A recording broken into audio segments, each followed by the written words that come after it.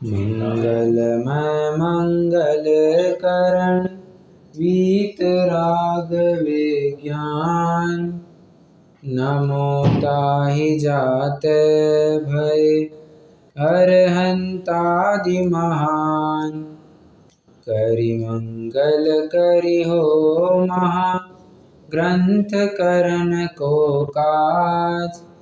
जाते मिलै समाज सब पावे निज पद राज। मिथ्या भाव अभाव तै जो प्रगटै निज भाव। सो जयवंत रहो सदा यही मोक्ष उपाय। आज तो बाल विवाह की प्रथा खत्म हो गई है, परंतु आप थोड़ा सा कुछ काल पहले चलेंगे, ज़्यादा भी नहीं, 50-60 साल भी पहले चलेंगे तो बाल विवाह की प्रथा बराबर कायम थी। और हाँ, आप में से कितने ही जनों ने ये प्रत्यक्ष रूप से देखा भी होगा, अनुभवा भी होगा। कुछ और मतलब 50-60 साल का है तो उसके पहले तक तो ये सब कॉमन था ही। तो कहाँ तक चलना है? चलना है लगभग 2000 साल पहले, जहाँ पर आचार्य कुंद देव ये उदाहरण देते हैं। अब मैं ये फंद में उलझना नहीं चाहता हूँ कि वो सही है या गलत है। अब उदाहरण है, मैं उदाहरण चलाना चाहता हूँ। आचार्य कुंद एक उदाहरण देते हैं, हाँ, शायद बंद अधिकार में होना चाहिए। कहते हैं कि जैसे मान लो किसी लड़के का बाल विवाह हो गया लड़की के साथ, और लड़की भी छोटी ही थी। अब जैसे ही शादी हुई, शादी होने के तुरंत बाद तो उपभोग्य नहीं है, बराबर। शादी होने के कुछ काल बाद तक भी वो भोगने में नहीं आती है। देखिए, मैं आपको वैसे पता भी होगा, पहले होता क्या था। मान के चलिए 2 मित्रों की आपस में शादी हो गई और उनकी बात हो जाती थी, अगर तुझे लड़का हुआ मुझे लड़की हुई तो हम आपस में ब्याह देंगे, या उल्टा कुछ हुआ तो हम आपस में ब्याह देंगे। क्यों? तूने मेरा जीवन परखा है, मैंने तेरा जीवन देखा हुआ है, दोनों की रुचि धर्मानुरागी है और हम दोनों के बच्चे भी उस अनुसार होंगे, अपेक्षा करके हम दोनों एक दूसरों को अपने बच्चे ब्याह देंगे। ये ऐसी कर दिए, बाय चांस की बात है। अगर दोनों लड़के हुए तो फिर बात नहीं है, दोनों लड़कियां हुई तो फिर बात नहीं थी, बाय चांस की बात थी। तो मान के चलिए ऐसी शादी हो गई, बहुत कम उम्र में हुई, 6-7 साल में शादी हो गई। अब उसके तुरंत बाद लड़का लड़की सामने नहीं आते थे, भले अब पति पत्नी है, लीगली मैरिड है, समाज ने उसको स्वीकृति दी है, ऐसा होने के बाद भी सामने नहीं आते थे और दोनों को अलग रखा जाता था। अब ये तो शादी के तुरंत बाद। अब शादी के कुछ काल बाद भी स्त्री मतलब वो लड़का और लड़की सामने नहीं आते थे, वो उपभोग्य नहीं मानी जाती थी, आपस में वे संयोग नहीं कर सकते थे। क्यों? बहुत सारी बातें हैं। एक तो दोनों के शारीरिक अंगोपांग उस अनुसार बड़े नहीं हैं, और सरकार भी आजकल कहती है कि शादी की मिनिमम आयु 21 वर्ष की गई है। 21 साल के नीचे अगर कोई शादी करता है तो बाल विवाह में लिया जाएगा, आदि बहुत सारी बातें हैं। तो बहुत सारे, और समाज की तरफ से विरोध झेलना पड़ेगा इसके लिए, तब भी कुछ काल बाद भी वे सामने नहीं आते। और जब मान के चलिए मैच्योरिटी एज आ जाती है, तब उनके पास में फिर ऑप्शन होता है कि बाद में संयोग करना है या नहीं करना है। अगर मान के चलो उन दोनों का संयोग हो जाता है, तब तो फिर उनका दोनों ही और बंध जाएंगे, वो नवीन बंध में कारण होगा। कैसे? अरे अपत्य होगी, नवीन न्यू जनरेशन आ जाएगी, तो उसके भरण पालन पोषण में अब पूरी जिंदगी उनमें लगानी पड़ेगी। अगर वे संयोग नहीं करते हैं, ब्रह्मचर्य से रहते हैं, तो फिर ना स्त्री पुरुष से बंधी है और ना ही पुरुष स्त्री से बंधा है, दोनों भी ब्रह्मचर्य से अपना जीवन लगा सकते हैं, बराबर। अब ये कर्म, अब ध्यान से समझना, आचार्य ने बहुत जबरदस्त उदाहरण दिया है, कहते और सिद्धांत घटित किया है। जीव को जब भी कोई कर्म बंधता है तब भी वो कुछ फल नहीं देता है, वो अनुपभोग्य होता है। जब तक उसका आबाधा काल होता है तब तक भी उसका उदय नहीं आता है, तब भी वो अनुपभोग्य होता है। और जब वो आबाधा काल पूरा होता है, वो कर्म उदय में आता है, तब फिर ये डिपेंड करता है कि जीव कैसे परिणाम करता है। अगर जीव ने खराब परिणाम किए तो वो नवीन बंध को प्राप्त होगा, और अगर जीव रिएक्ट नहीं करता है तो वो नवीन बंध में कारणीभूत नहीं होगा। तो ये अल्टीमेटली जीव के ऊपर है, बांधे हुए कर्मों को भोगना है या नहीं भोगना है। अगर तुम भोगते हो तो नवीन कर्म को बांधना पड़ेगा, नहीं भोगते हो तो नवीन कर्म नहीं बंधेगा। आज की चर्चा है थोड़ी बहुत इसी के इर्द गिर्द घूमेगी। वैसे ये उदाहरण का जो सिद्धांत है, इसकी चर्चा अपन कई दफ़ा पहले भी कर चुके हैं। गत 5-6 कक्षाओं में एक ना एक बार तो ये बात आ ही जाती है कि ये जीव के ऊपर है कि वो रिएक्ट कैसे करता है। ये जीव के परिणामों के ऊपर निर्भर करता है कि बंद करना है या नहीं करना। अगर तीव्र कषाय करेगा तो तीव्र बंद होगा, मंद कषाय करेगा तो मंद बंद होगा। ऐसी चर्चा अपन ने की है। आज हमें नवीन प्रकरण को चालू करना है। कल तक अपन ने वैसे बंध, सत्ता, उदय, इन 3 विषयों के बारे में चर्चा की। बंध मतलब क्या? जीव का कर्मों को ग्रहण करना, उसको एक प्रकार से बंध गए, आश्रव और जीव के साथ बंध गए, जीव के साथ चिपक गए। तो कर्मों का आना और जीव के साथ चिपक जाना उसको कहते हैं बंध। ठीक है, जीव के साथ कुछ काल तक बंधे रहे और जब तक उदय में नहीं आए उसे कहते हैं सत्ता। जीव के साथ बंधे रहे और उदय में न आए उसे कहते हैं सत्ता, और जब वो उसका फल देना चालू करेगा उसे कहते हैं उदय। बराबर। इसमें कई सारे नवीन बिंदुओं के माध्यम से हमने चर्चा की थी।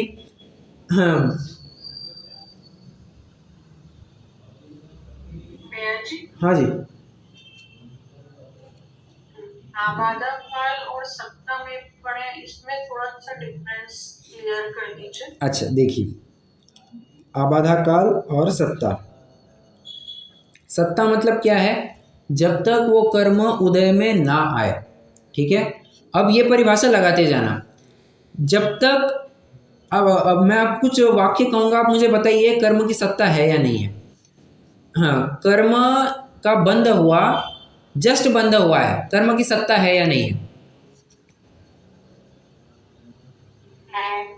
कर्म का आबाधा काल चालू है, कर्म की सत्ता है या नहीं है?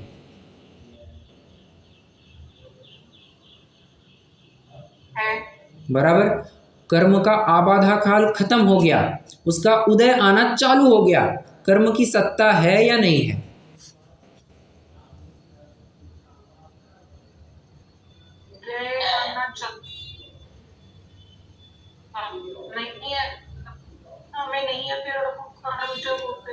देखिए, हाँ, देखिए, उदय में वही तो बात कही थी उन्होंने, जो आपने एक समय में कर्म का बंध किया है, जरूरी थोड़ी ना है वो सब एक साथ में ही खिरेगा।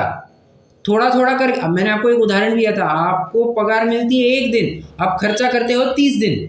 बराबर। उसी प्रकार आपने बंद किया था एक समय में, उसका उदय आपको अलग अलग समयों में मिलता है।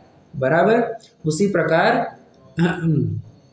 आबादा काल भी खत्म हो गया, उसका उदय आना चालू हो गया। तो उदय आना चालू हो गया मतलब पूरे ही कर्म प्रकृति का उदय उसका उदय आ गया क्या? पूरा ही उदय आ गया क्या? नहीं। तो जितना बचा है, जितना उदय में आना बचा है, उसे कहते हैं सत्ता। ठीक है, समझ में आया नहीं समझ में आया? ओके। हाँ, कल वैसे अपनी एक चर्चा बची हुई थी। क्या? घुमट सर हो तो हाँ, घुमट सर कर्म। आपके पास, आप सभी के पास घुमट सर कर्मकांड अगर होगा तो ले लेना।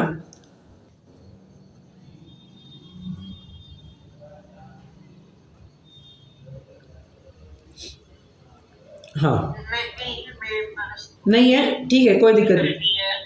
क्या कहा? ठीक है, कोई बात नहीं, नहीं है तो भी कोई दिक्कत नहीं।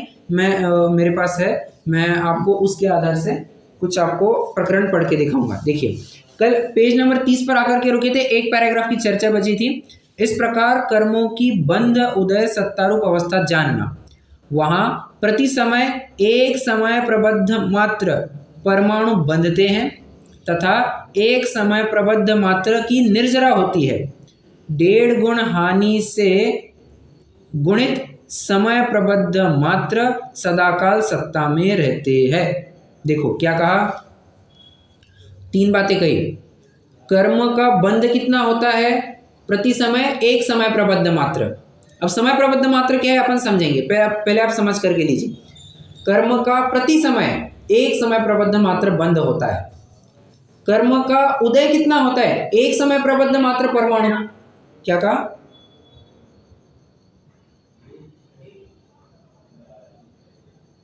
कुछ कहना चाहते हैं? जी भैया जी, ब्रेक हो रही है, आवाज ब्रेक हो रही है। हाँ, फिर से दोहराता हूं।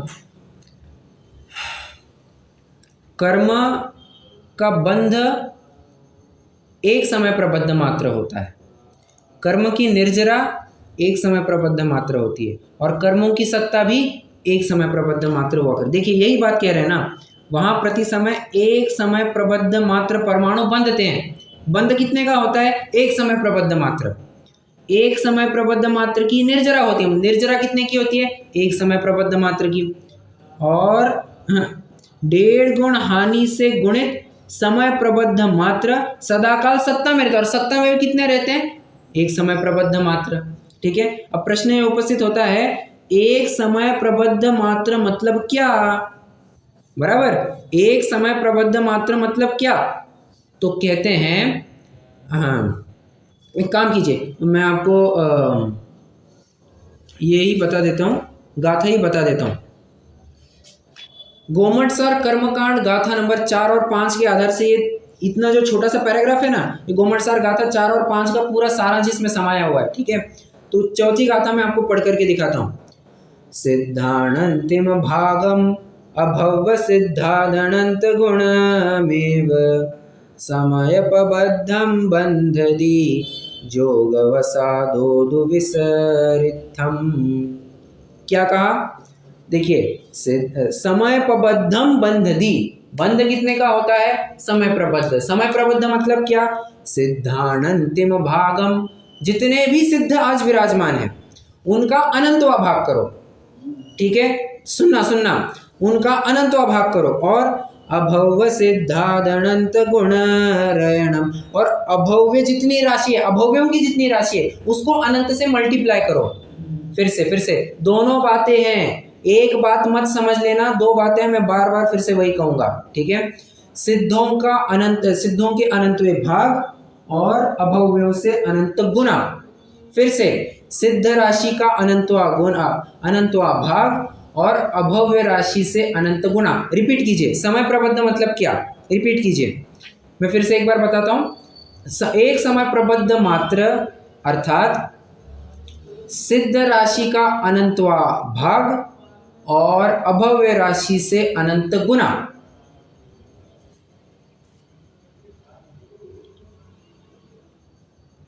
सिद्धों की राशि से अनंतवे भाग, हाँ, और अभव्य राशि से अनंत गुणा। बराबर, सभी जन दोहराएंगे। सर इसका मतलब, सर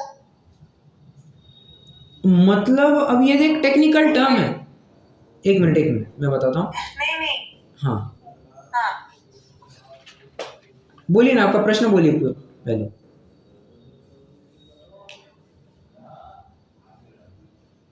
सिद्धों का अनंतवा भाग, हाँ, और अभव्य राशि से अनंत गुणा। बराबर, हाँ, सिद्ध भगवान के अनंतवा भाग और अभव्य राशि के अनंत गुणा। बराबर,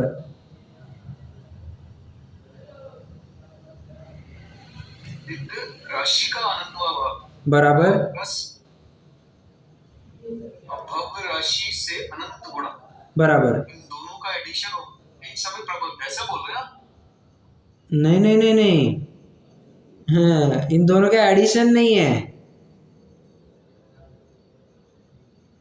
एक मिनट, हाँ। सिद्ध राशि के अनंत विभाग और अभव राशि से अनंत गुना पर एडिशन। सिद्ध राशि का अनंत वो यहाँ सं- और का मतलब एडिशन है या और है आइदर? अब देखिए यहाँ पर एक है या दोनों का एडिशन है? मैं भी वही कहना चाहता हूँ। ये आप एक स्पेसिफिक संख्या में नहीं बांध सकते, क्योंकि यहाँ पर भी लिखा है ये एक सांकेतिक संख्या है। आपको कुल मिलाकर के एक समझना है कि ये अनंत में जाएगा, परंतु अनंत की भी एक रेंज डिफाइन कर दी उन्होंने। क्या? सिद्धों का अनंतवा भाग और अभव्य से अनंत गुना, इतनी एक रेंज डिफाइन कर दी उन्होंने।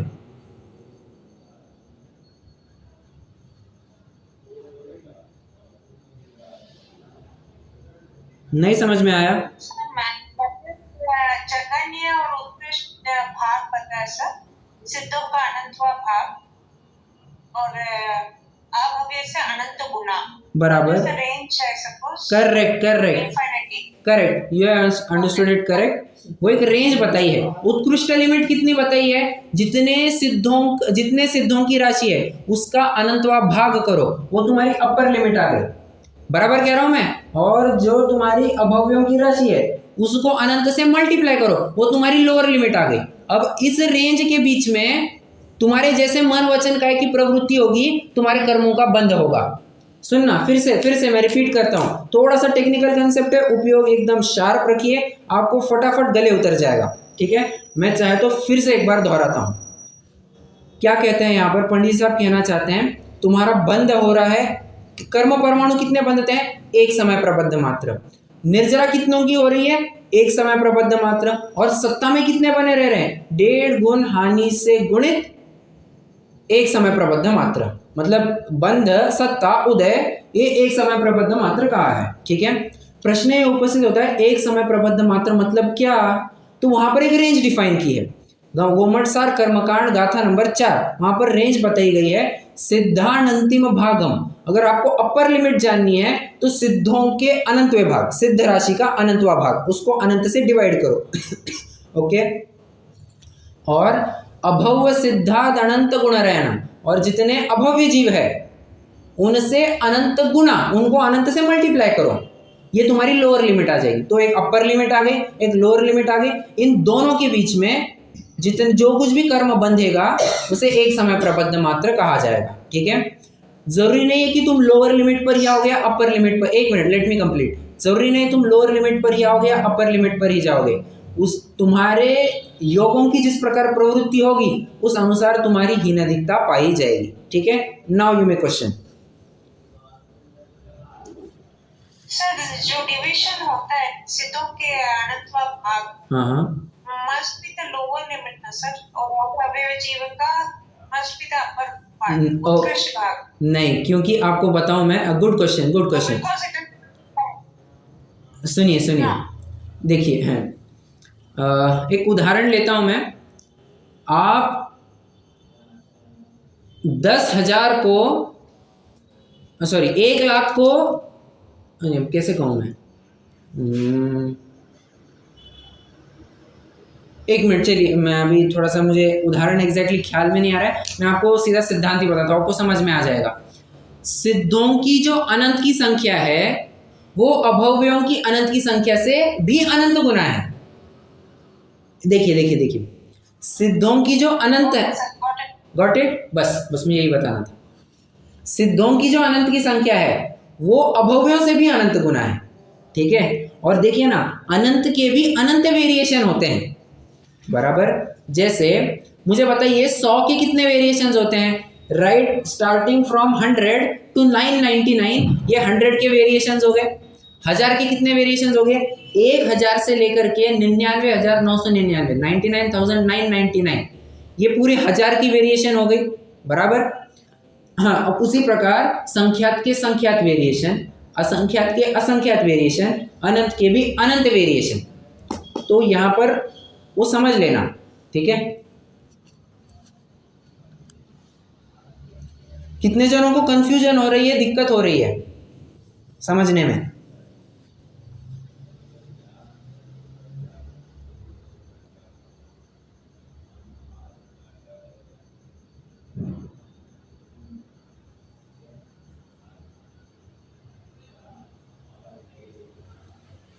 जो उत्कृष्ट और जघन्य है ये समय प्रबंध के अपन वो बताना चाह रहे हैं। यस यस, इसके बीच में होगा करेक्ट करेक्ट, इन दोनों के, यस बराबर।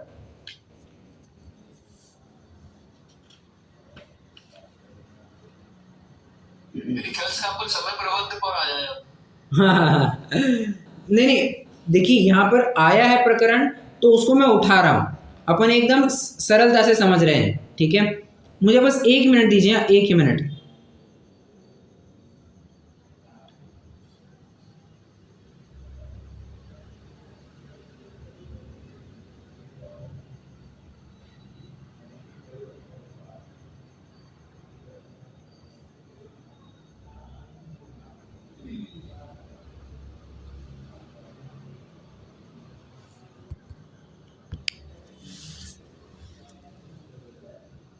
ये तो अपना प्रकरण पूरा हो गया। अगर आपको और भी विस्तार से चर्चा करनी है तो अभी तो चर्चा नहीं कर पाएंगे, और विस्तार से चर्चा जब अपन गोमटसर कर्मकांड की करेंगे, ये इसके लिए थोड़ा सा टाइम लग सकता है, हो सकता है अपन को 1-1.5 साल और लग जाए। उसके बाद गोमटसर कर्मकांड की चर्चा आएगी। कदाचित हो सकता है अपन तत्वार सूत्र में भी चर्चा करें, वहाँ पर भी संभव है, देखते हैं। परंतु अभी तो अपना मूल प्रकरण क्या चल रहा है, मूल वैसे सबसे मूल प्रकरण क्या चल रहा है अपना दूसरे अधिकार में।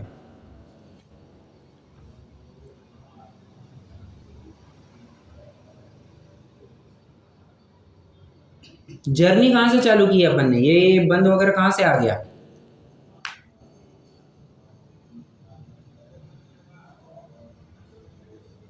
बताइए। कर्मों की अवस्थाएं पढ़ रहे हैं, बंध और ये सब सत्ता और उदय ये चल रहा है। सत्तारूप कर्मों की अवस्था नहीं ठीक है, मैं शुरुआत पूछ रहा हूँ, एकदम शुरुआत कहाँ से चालू की थी? अरे शुरुआत अपनी ये थी कि, हाँ बोलिए बोलिए। संसार अवस्था का स्वरूप कर्म बंध का निदान और उनके अनादि होने की सिद्धि, बराबर वहां से चालू किया था, और शुरुआत वहां से की थी कि ये जीव मान ही नहीं रहा है मैं दुखी हूं, तो सबसे पहले उसको ये जताना है, ये उसको एहसास दिलाना कि भाई तू दुखी है, तू कर्मों से बंधा हुआ है, तू बंधन में है, तुझे बताना है, ये उसको सिद्ध करके दिखाना है। इसके लिए इतनी लंबी चौड़ी रामायण महाभारत लिखी जा रही है। उसको देखो, बंध की भी बात लिखी, सत्ता की भी बात लिखी, उदय की भी बात लिखी, फिर बंध में उन्होंने योग से प्रकृति बंध, प्रदेश बंध कहा, क्या कहते हैं अपना कषाय से स्थिति बंध, अनुभाग बंध की चर्चा की, उसके पहले उन्होंने नवीन कर्म बंध कहा, उसके पहले अनादि कर्म बंध कहा। ये किसके लिए कहा जा रहा है? उनको प्रयोजन एक मात्र है, क्या? उसको पहले रोग का निदान कराना है कि भाई तुझे ये रोग हुआ है। अब इसके बाद देखिए, इसके बाद आगे क्या चलेगा, थोड़े से 1-2 प्रकरण और आगे क्या चलने वाला है। रोग की वजह से, रोग का निदान हो गया, अब इस रोग की वजह से जीव की क्या क्या अवस्थाएं पाई जाती है। तुम्हें बुखार चढ़ा है, तुम्हें ज्वर रोग हुआ है, इसकी वजह से तुम्हें क्या क्या दिक्कतें हो रही है, तुम्हारी क्या क्या अवस्था हो रही है, उसका कच्चा चिट्ठा, उसका निरूपण पूरा वैद्य करेगा। उसी प्रकार पंडित जी साहब यहाँ पर पूरी लिस्ट देंगे, तुम्हें ये कर्म है, इसकी वजह से तुम्हें ये दिक्कतें हो रही है, ये कर्म का उदय चल रहा है, इसकी वजह से तुम्हें ये प्रवृत्ति पाई जा रही है, ऐसी अवस्था का वर्णन चलेगा। ठीक है, तो मूल प्रकरण को भूलना नहीं, ये कर्म का निदान चल रहा है, रोग का निदान चल रहा है। ठीक है, निदान से क्या मतलब लेना चाहिए? डायग्नोसिस। डायग्नोसिस, अच्छा डायग्नोसिस चल रहा है। हाँ, डायग्नोसिस चल रहा है, और ये रुग्ण को एहसास दिलाया जा रहा है कि भाई तू रोगी है, वो मान नहीं रहा है कि मुझे कुछ हुआ है। अच्छा, वो बोल रहा है कि मैं रोगी नहीं हूँ। हाँ, डॉक्टर बता रहा है कि तू रोगी है और ये मानने को तैयार नहीं। हाँ, तो वो ऐसे एक्सप्लेन करके बता रहा है। Correct correct correct. ये सब चल रहा है। पहले अभी तो डायग्नोसिस चल रहा है, तू वास्तव में जो कह रहा है वो सही है या नहीं है, और फिर सिद्ध करके दिखाया जा रहा है तू बाबा रोगी है, तू कुछ भी मत बको तुम्हारे अंदर रोग पाया जा रहा है, कर्म रूपी रोग पाया जा रहा है। ठीक है, अब देखिए द्रव्य कर्मों, अब नवीन प्रकरण चलेगा। मैं चाहूंगा ग्रंथ सभी जन बंद कर देवे, क्योंकि बहुत ही सरल प्रकरण चलने वाला है, मैं आपको चार्ट आदि के माध्यम से पूरा एक्सप्लेन करवा दूंगा, ग्रंथ बंद हो जाएंगे। ठीक है, द्रव्य कर्म व भाव कर्म का स्वरूप और प्रवृत्ति। अब देखिए, ये जो कर्म का निदान है, इस प्रकरण के अब समापन की तरफ जा रहे हैं। यहाँ पर द्रव्य कर्म भाव कर्म के स्वरूप के बारे में बात करेंगे, फिर नो कर्म के बारे में बात करेंगे, और फिर एक नित्य निगोद इतर निगोद की बात करेंगे, जो संसार दुख के वर्णन के बारे में बात आती है। ठीक है, देखिए पहले तो द्रव्य कर्म और भाव कर्म के बारे में कहना क्या चाहते हैं। कहते हैं कि जो पुद्गल परमाणु है, पुद्गल परमाणुओं का पिंड है, वही द्रव्य कर्म है, और जो तुम्हारे मिथ्यात्व मोह राग आदि भाव है, फिर से मोह के उदय से जो मिथ्यात्व क्रोध आदि भाव होते हैं, उसके अनुसार जो अशुद्ध भाव उत्पन्न हुआ उसी को भाव कर्म कहते हैं। फिर से जो परमाणु रूप अनंत पुद्गल द्रव्य है, मैं यहाँ के मूल शब्द कह रहा हूँ, परमाणु रूप अनंत पुद्गल द्रव्य, उनको कहेंगे द्रव्य कर्म। जीव के साथ बंधे उनको कहेंगे द्रव्य कर्म। जो तुम्हारा अशुद्ध भाव है, किसकी वजह से हुआ? जो मोह के उदय से मिथ्यात्व क्रोध आदि भाव हुए, उसकी वजह से तुम्हें अशुभ भाव हुआ, उसी को कहेंगे, उसी को क्या कहेंगे? भाव कर्म कहेंगे। और इन भाव कर्म और द्रव्य कर्म का आपस में कारण कार्यपना पाया जाता है। अब ये तो अपन डे 1 से देखते आ रहे हैं, क्या कि द्रव्य कर्म और भाव कर्म का आपस में कारण कार्यपना है, जीव का और कर्मों का आपस में कारण कार्यपना है, निमित्त नैमित्तिक संबंध पाया जा रहा है। ठीक है, कारण कार्यपना मतलब फिर से निमित्त नैमित्तिकपना। ठीक है, कैसे? द्रव्य कर्म की वजह से भाव कर्म होता है, भाव कर्म की वजह से द्रव्य कर्म होता है। वजह से मतलब उसके निमित्त से जीव ने यहाँ पर भाव कर्म किया, राग द्वेष आदि किए, उसको नवीन कर्म का बंध हुआ, मतलब भाव कर्म की वजह से द्रव्य कर्म, ये तो सिद्ध हो गई। अब द्रव्य कर्म से भाव कर्म कैसे? अरे द्रव्य कर्म का उदय आया, जीव ने फिर से राग द्वेष आदि किए, उस उदय में जीव को राग द्वेष आदि हुए, ये भाव कर्म हो गया। मतलब एक दूसरे आपस में पूरक है, पूरक कहने की अपेक्षा इनमें कारण कार्यपना पाया जा रहा है। ठीक है, अब इसके बंध के बारे में जरा बात करते हैं। कहते देखो 4 बातें होंगी, या तीव्र या मंद बंध किया होगा 1, अथवा किसी प्रकार से संक्रमण आदि किया होगा 2, अनेक एक समय में बांधे हुए कर्म हैं जो अनेक समयों में खिल रहे होंगे, पॉइंट नंबर 3, और पॉइंट नंबर 4, अनेक समयों में बांधे होंगे पर एक समय में उदय में आते 4। अब इन 4 की वजह से क्या होता है, जैसे कर्म का उदय आएगा, देखना वो कर्म का उदय तीव्र है या कैसा है। अगर वो कर्म का उदय तीव्र है और जीव उसमें तीव्र कषाय करता है, तो उसको बंध कैसा होगा? तीव्र बंध होगा। अगर वो कर्म का बंध मंद था, कर्म का उदय कर्म का उदय अगर मंद है, मंद माइल्ड फॉर्म में आ रहा है, जीव ने परिणाम भी मंद किए, तो नवीन बंध कैसा होगा? बताइए जरा, नवीन बंध कैसा होगा?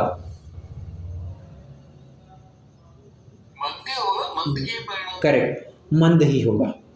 अब पंडित जी साहब ने यहाँ पर 2 ही केसेस कवर किए हैं, तीव्र कर्म का उदय, और जीव ने भी कषाय तीव्र की, तो उसकी वजह से उसको तीव्र कर्म का बंध हुआ, नवीन तीव्र कर्म बंध हुआ। और दूसरी केस उन्होंने कवर की है, कर्म का उदय मंद था, माइल्ड कर्म का उदय था, जीव के कषाय भी बहुत मंद थे, और उसकी वजह से नवीन कर्म भी मंद हुआ। ठीक है, अब क्या सिर्फ ये 2 ही केसेस बनते हैं?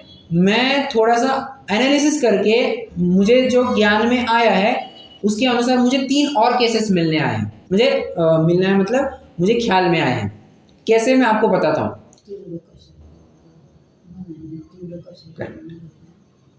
कर्म का उदय है बहुत तीव्र, परंतु तुमने परिणाम बहुत मंद किए। अब मुझे बताओ कर्म का बंध, नवीन कर्म का बंध कैसा होगा?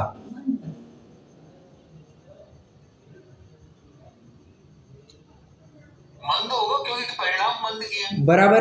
अब इसकी उल्टी केस ले लीजिए, कर्म का उदय बहुत मंद था, कषाय तुमने बहुत तीव्र की, क्या होगा?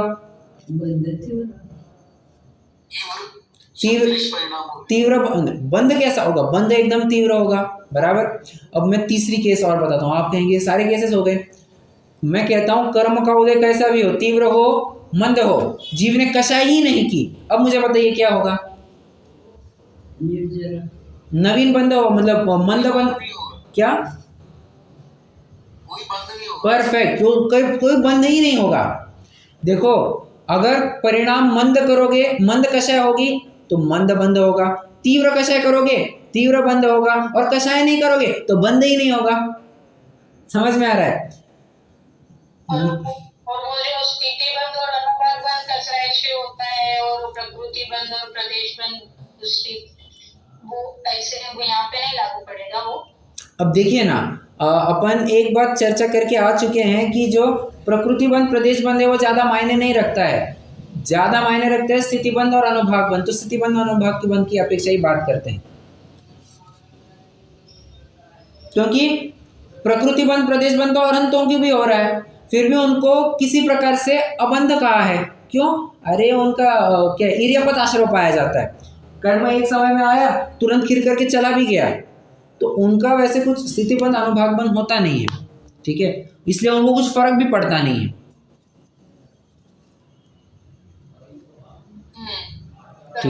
ठीक है, तो ये 5 केसेस आपके ध्यान में रखना। और यही बात फिर पंडित जी साहब भी कहते हैं कि तथा उन तीव्र मंद कषायों ही के अनुसार पूर्व बंधे कर्मों का भी संक्रमण हो तो हो। और कहते हैं अगर तुमने जैसे परिणाम किए, एक तो बंध भी हो सकता है, अथवा मतलब कोई तुम्हारा पूर्व बंधा हुआ कर्म है उसका भी कुछ कम ज्यादा हो सकता है, ठीक है, उसमें भी कुछ कम ज्यादा हो सकता है। एक मिनट, ठीक है, चलिए मैं चाहूंगा सभी जन एक चार्ट बनाएंगे। हाँ,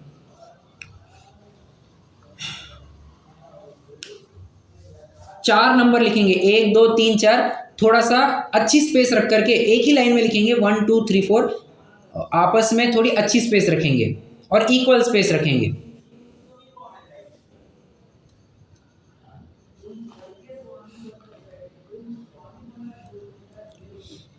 नंबर 1 के नीचे लिखेंगे तीव्र मंद बंध, तीव्र मंद बंध से। नंबर 2 के नीचे लिखेंगे संक्रमण आदि से।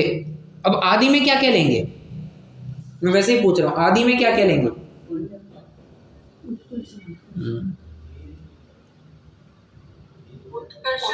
करेक्ट, उत्कर्षण अपकर्षण, ठीक है। नंबर 3 के नीचे लिखेंगे एक काल में बंधे अनेक काल में उदय। नंबर 3 में क्या लिखेंगे? एक काल में बंधे अनेक काल में उदय। और नंबर 4 में क्या लिखेंगे? अनेक काल में बंधे एक काल में उदय।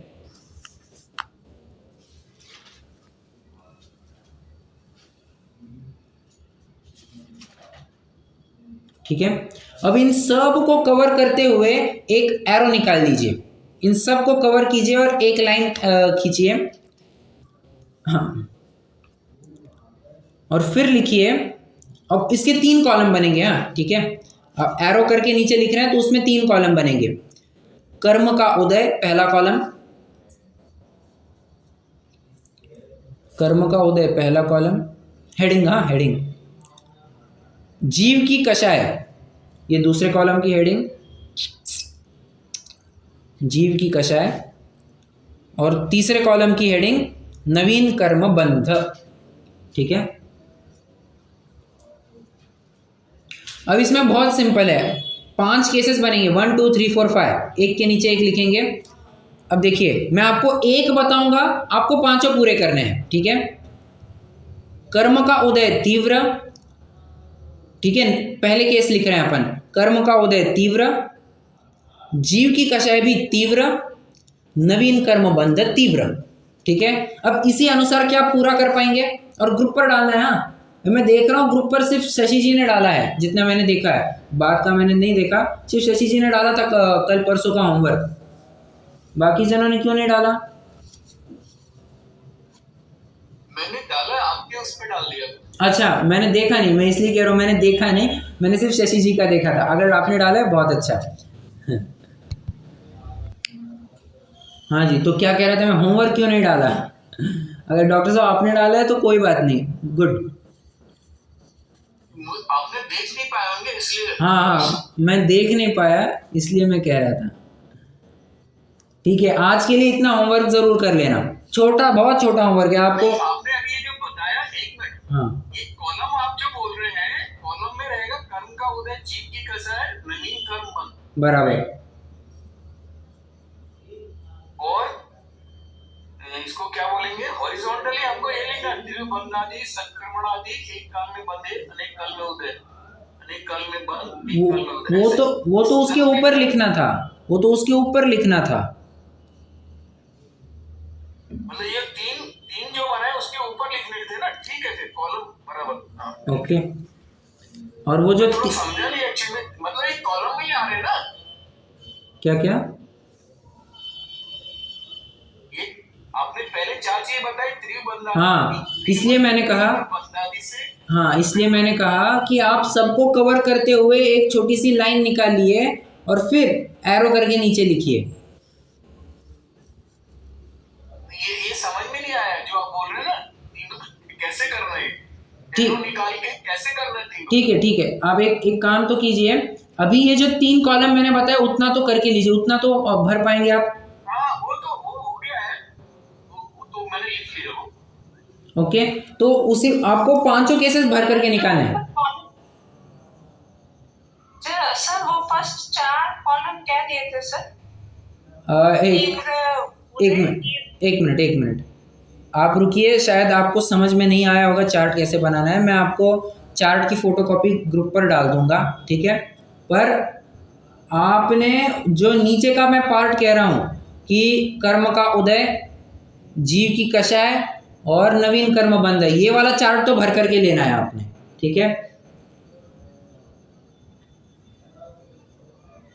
या वो भी नहीं समझ में आया? आ गया, ओके गुड।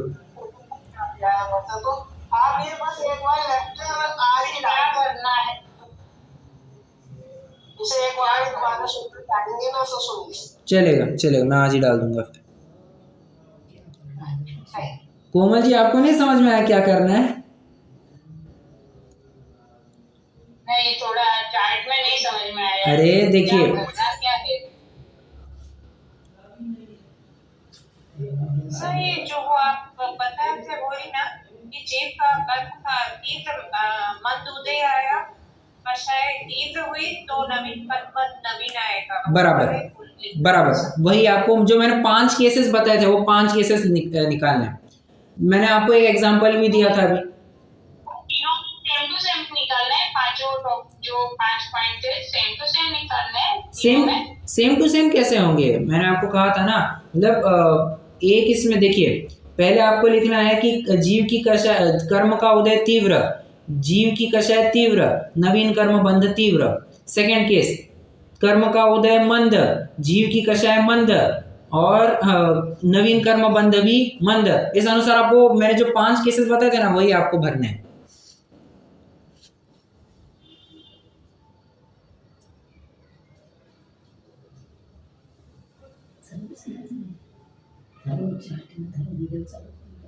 ओके, मुझे लग रहा है जिसकी समझ में आया है वो पहले पोस्ट करेगा तो समझ में आएगा। अच्छा, exactly। एक मिनट जरा।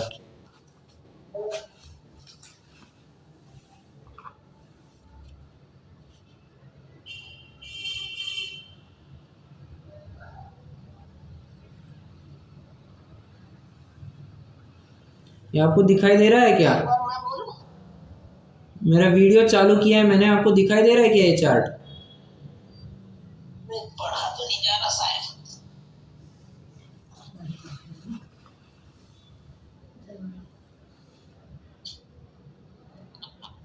दिखाई दे रहा है क्या?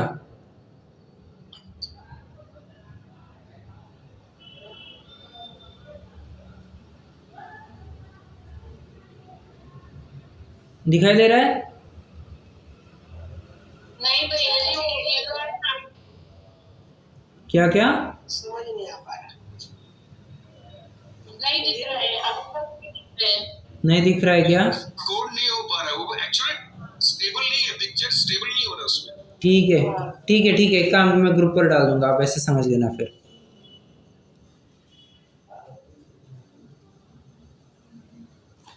ये क्या हो गया?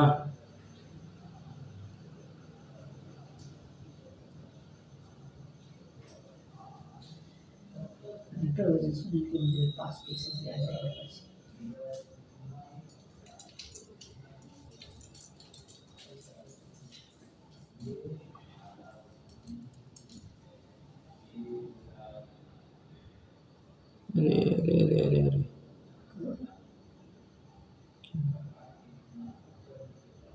मेरी आवाज आ रही है ना?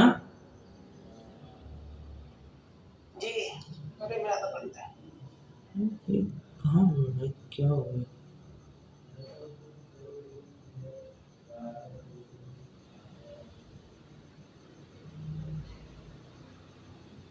सर ये व्हाइट बोर्ड ऑप्शन ऑन करिए सर, इसके अंदर अपन लिखेंगे तो समझ में आ जाएगा इसको। नहीं, अब लिखेंगे पर मेरे पास अभी वो व्यवस्था नहीं है ना, मतलब मुझे लिखने में दिक्कत हो जाएगी। Okay sir. मैं स्क्रीन शेयर का ऑप्शन अगर होता, only the host can share in this meeting. ठीक है, चलिए छोड़िए, कोई बात नहीं। अपन अब देखिए समय भी हो गया है, एक काम करते हैं, आज रुक जाते हैं। नो कर्म और उसकी प्रवृत्ति, उसका स्वरूप और उसकी प्रवृत्ति अपन कल कर लेंगे। मैं समझता हूँ आपको भली चार्ट क्या बनाने वो समझ में नहीं आया, परंतु प्रकरण तो समझ में आ गया ना?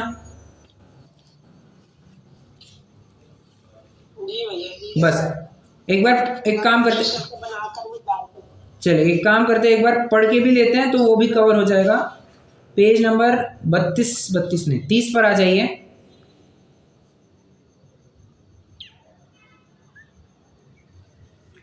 पेज नंबर 30 कोई पढ़ेगा?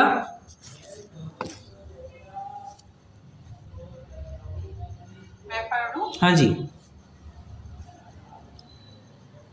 द्रव्य कर्म पे भाव कर्म का स्वरूप और प्रवृत्ति तथा इस प्रकार यह कर्म है तो परमाणु रूप अनंत उद्गल द्रव्यों से उत्पन्न किया हुआ कार्य है, इसलिए उसका नाम द्रव्य कर्म है।